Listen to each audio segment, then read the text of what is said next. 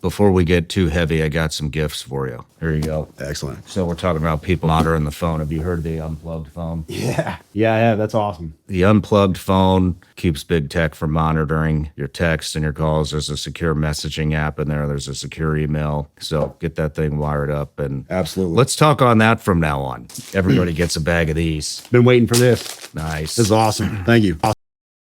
Several weeks ago, I don't know if you saw that video, it was a New Jersey sheriff or chief of police, I can't remember which, but he flew their own drone up to try to figure out what was going on. Because we had all these drone issues that were being cited off of New Jersey and everything. And what he commented on video was how fast these things were. He said, we have a pretty robust drone, and they flew it up there to try to catch these drones that were there, and they just bam, they were gone. He said there was no catching them, never seen anything like it. They have no idea what that could have been. And so you have this capability that is, I guess, in line with what we hear about anti-gravity being. I don't know. It makes you wonder.